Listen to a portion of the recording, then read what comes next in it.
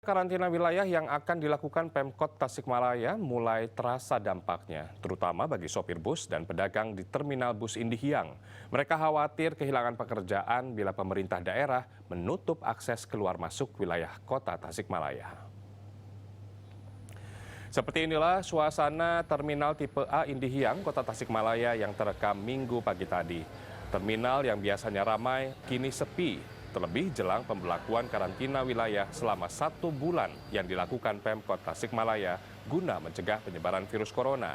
Imbasnya, angkutan umum dari Jabodetabek akan dilarang masuk ke wilayah kota Tasikmalaya. Begitupun penumpang kereta api.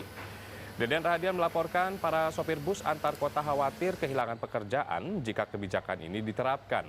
Keluhan pun disuarakan pedagang yang biasa berjualan di terminal. Sementara pengelola terminal mengklaim terjadi penurunan jumlah kendaraan yang masuk ke terminal hingga 60% dalam 2 pekan terakhir. Jumlah penumpang pun menukik tajam mencapai 70 hingga 300 penumpang pada setiap harinya sejak 15 Maret lalu. Meski sudah diimbau berulang kali untuk tidak mudik, masih banyak warga yang nekat pulang ke kampung halaman. Padahal resiko akibat tindakan ini sangat besar dan berpotensi menyebarkan COVID-19 lebih luas lagi. Di tengah larangan mudik yang diserukan pemerintah, ternyata masih ada saja penumpang dari ibu kota yang nekat pulang kampung di tengah wabah COVID-19. Di stasiun Pasar Senen, Jakarta Pusat misalnya, para calon penumpang tetap berangkat meski sudah tahu persis resiko penyebaran COVID-19. Alasannya beragam, mulai dari ketakutan karena korban terus berjatuhan, hingga karena kantor mereka diliburkan. Di sini gue libur sih, cuma kan jualan lagi sepi juga. Jadi udah berapa hari nggak jualan. Jadi iya. Udah pulang aja. Lebih baik kita pulang, kontrakan aja bayar, tiap hari aja kita nggak ada pemasukan kan. Ini pertimbangannya itu. Pertimbangan gitu. Pengecekan suhu tubuh dan penyemprotan disinfektan dilakukan sebelum penumpang masuk ke ruang tunggu. Sementara PT KAI menyatakan akan membatalkan sejumlah keberangkatan kereta api dari Jakarta per 1 April hingga 1 Mei. 28 kereta api jarak jauh dari stasiun Gambir, Pasar Senen, dan Jakarta Kota terkena dampak pembatalan. Pembatalan tiket dapat dilakukan secara online di aplikasi KAI Akses versi terbaru atau melalui loket stasiun pembatalan yang ditentukan, yaitu Stasiun Gambir, Pasar Senen, Jakarta Kota, Cikampek, Bekasi, Rangkas Bitung, Serang, dan Bogor Paledang. Penurunan penumpang pun terjadi hingga 70%. Di Terminal Bus Terpadu Pulau Gebang Cakung, Jakarta Timur, aktivitas terminal terlihat normal dan tetap dipadati calon penumpang meski imbauan mudik telah berulang kali didengungkan. Saya juga pokoknya sebelum corona tuh emang niatnya mau pulang, kebetulan kerja lagi diliburin kan. Karena saya kan tinggal di Priok. Ya belum, kalau di sesi belum ada yang kena, cuman antisipasi aja suruh ke kampung. Sedangkan di Surabaya, Jawa Timur, para penumpang bus dari luar daerah, terutama Jakarta dan Bali, diawasi dengan ketat. Semua penumpang wajib menjalani screening. Hasilnya, 2 orang anak-anak dan orang tuanya dievakuasi ke klinik PMI karena bersuhu lebih dari 37 derajat Celcius. Di Yogyakarta, semua penumpang transportasi umum yang masuk wilayah Yogyakarta akan didata oleh gugus tugas COVID-19 dan siapapun yang datang dari daerah terpapar corona atau masuk dalam kategori ODP wajib mengisolasi diri selama 14 hari. Selepas didata, penumpang menjalani pengecekan suhu tubuh dan penyemprotan desinfektan. Namun, Bandara Yogyakarta International Airport Kulon Progo tetap beroperasi penuh hari ini. 168 penerbangan dari dan ke Yogyakarta tetap terbang sesuai jadwal. Namun ada 53 pembatalan penerbangan karena kekurangan penumpang.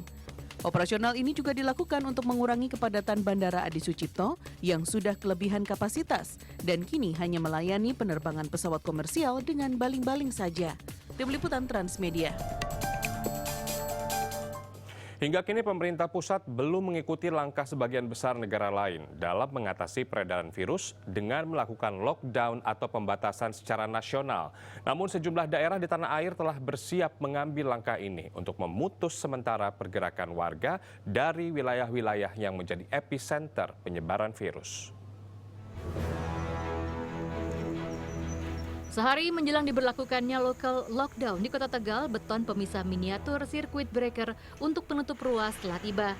Terdapat 80 buah penghalang beton dengan bobot masing-masing 6 kuintal, panjang 1 meter dan tinggi 80 cm yang sudah tersedia.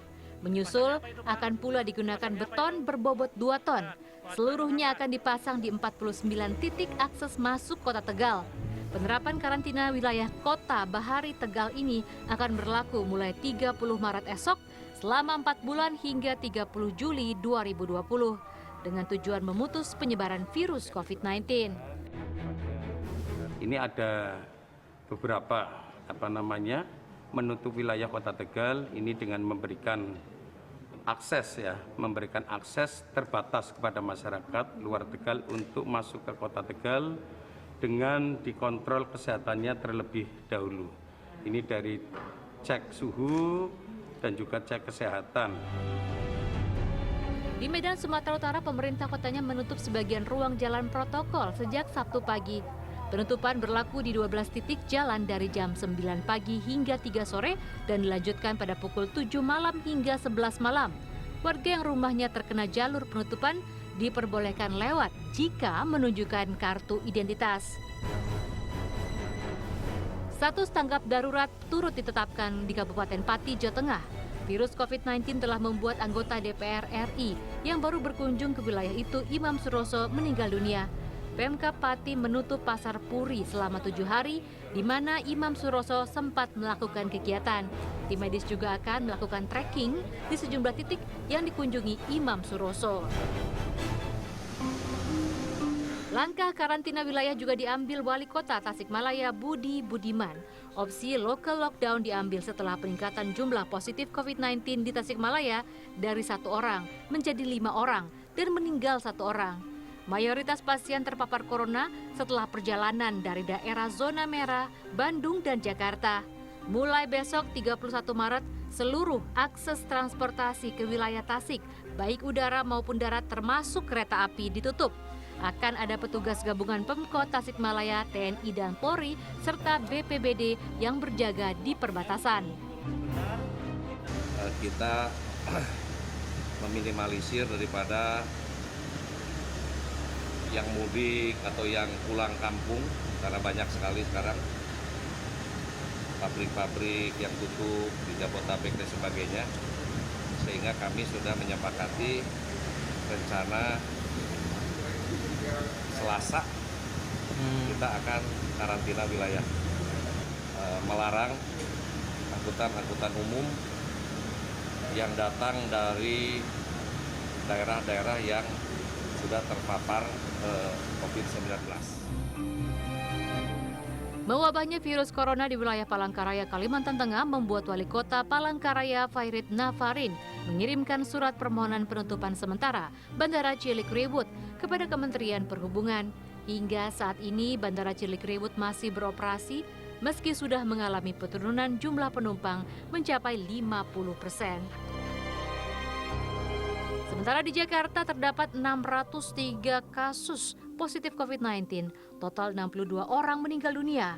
Merespon perkembangan ini, Gubernur Anies Baswedan mengumumkan perpanjangan status tanggap darurat COVID-19 hingga 19 April 2020. Akan juga terus bekerja dari rumah.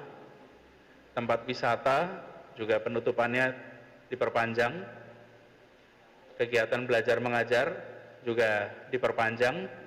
Semuanya mengikuti status tanggap darurat yang diperpanjang sampai 19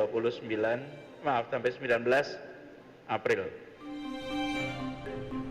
Menurut pemerintah Provinsi DKI Jakarta, 61 tenaga medis di 26 rumah sakit telah terpapar corona. Tim Liputan Transmedia.